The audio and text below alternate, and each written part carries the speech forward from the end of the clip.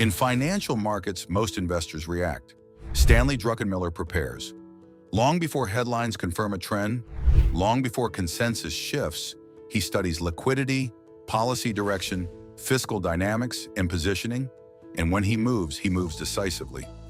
Stanley Druckenmiller is not just another macro commentator. He ran Duquesne Capital for decades without a single down year.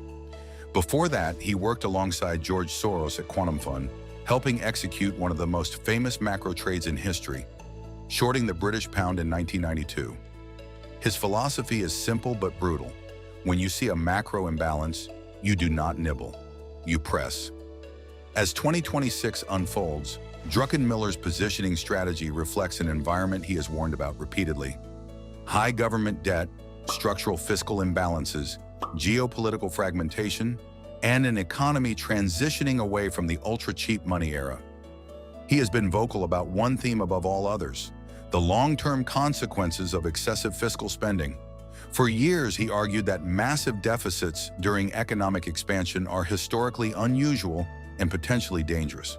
In his framework, the U.S. government debt trajectory is not just an abstract accounting issue. It is a macro driver that affects interest rates, currency strength, capital flows, and risk appetite. At 57, having managed other people's money for 30 years, he said it was enough. He didn't want the stress anymore of managing other people's money.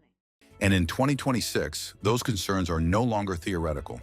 Interest payments on U.S. federal debt have surged as higher rates feed through the refinancing cycle. Treasury issuance remains elevated. Global buyers are more selective. The bond market is no longer complacent.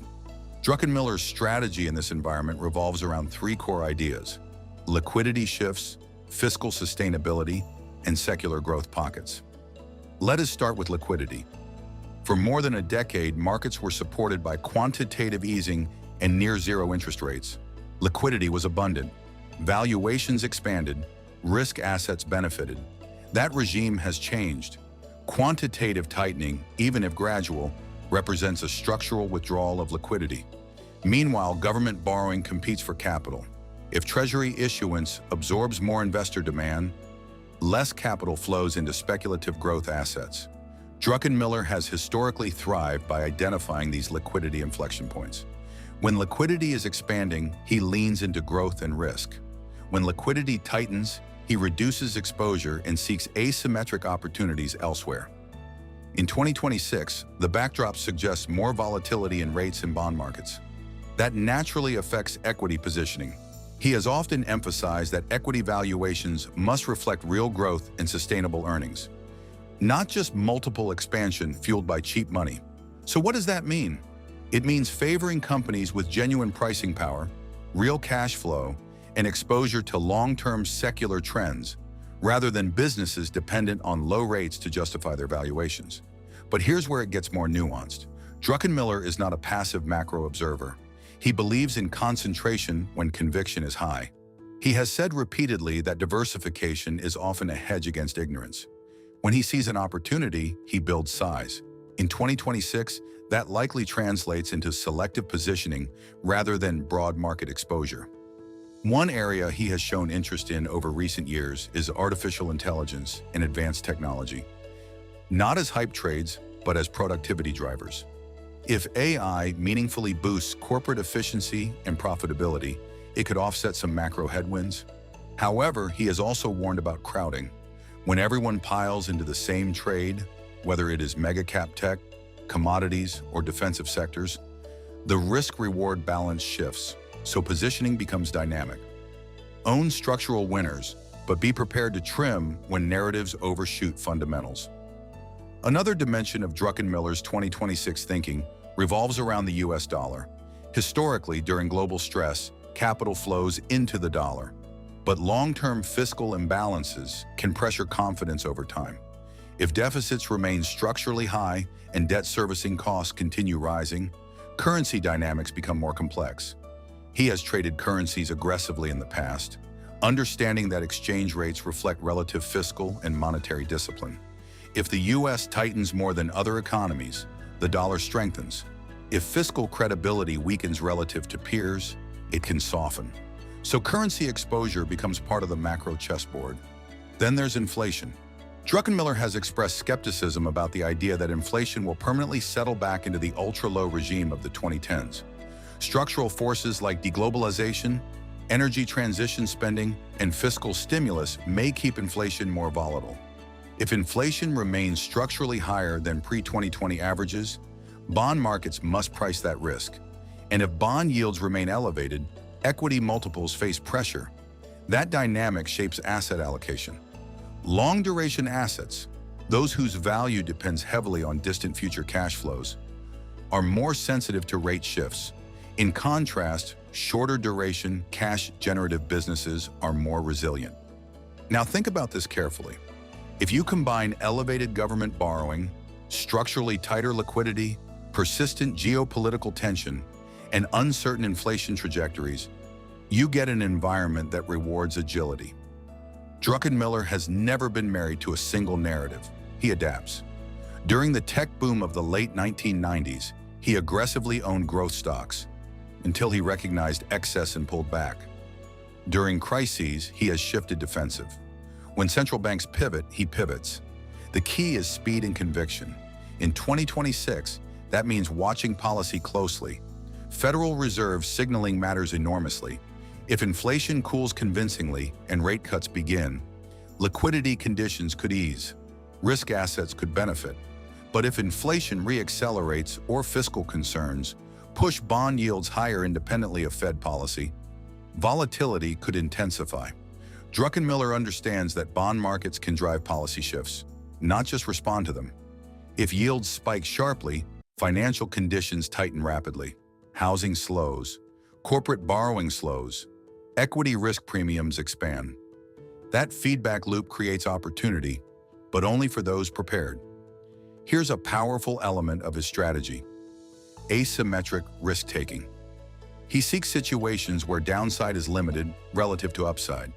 For example, if a sector has been aggressively sold off due to cyclical fears, but maintains strong balance sheets and secular demand, that is attractive. Conversely, if a sector trades at euphoric valuations on fragile assumptions, that is dangerous. He constantly asks, what is priced in?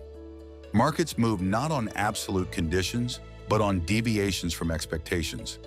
If everyone expects recession and it does not materialize, markets rally sharply. If everyone expects soft landing and growth disappoints, markets fall harder. Positioning must reflect that. Now let us talk about fiscal risk more directly. Druckenmiller has been unusually outspoken about generational debt burdens. He has argued that persistent deficits shift resources away from productive investment toward interest payments. That long-term crowding out effect can slow growth. In 2026, with debt servicing costs consuming a larger portion of federal spending, that concern gains urgency. If policymakers fail to address structural imbalances, bond markets may demand higher yields as compensation. That increases financing costs further, a self-reinforcing cycle. He understands that such macro shifts do not unfold linearly. They build gradually, then accelerate. So part of his strategy likely includes readiness for regime change. Regime change does not mean collapse. It means moving from a world defined by low rates and abundant liquidity to one defined by higher volatility, fiscal scrutiny, and capital discipline. In that world, active management outperforms passive complacency. Stock selection matters more than index exposure.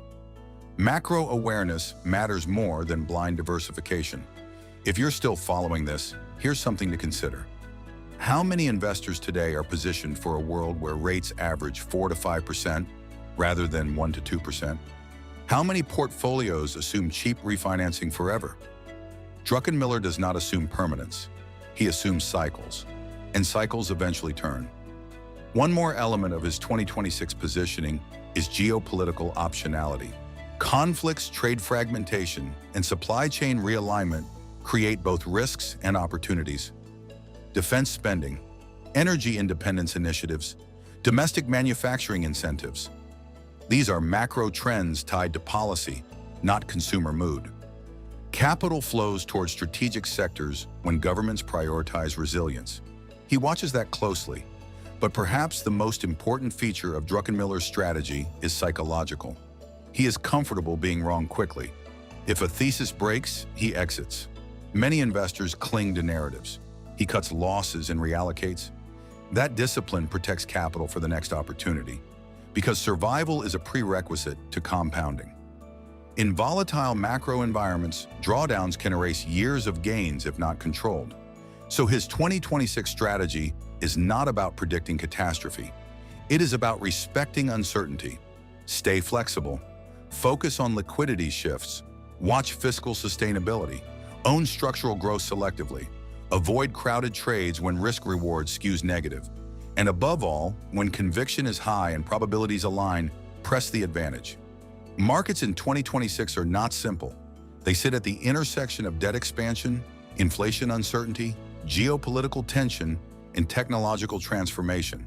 That complexity does not scare Druckenmiller. It energizes him, because complex environments create mispricings, and mispricings create opportunity for those disciplined enough to see them, bold enough to act, and humble enough to change course when the data shifts. That is Stanley Druckenmiller's positioning strategy, not prediction, preparation with conviction. Preparation.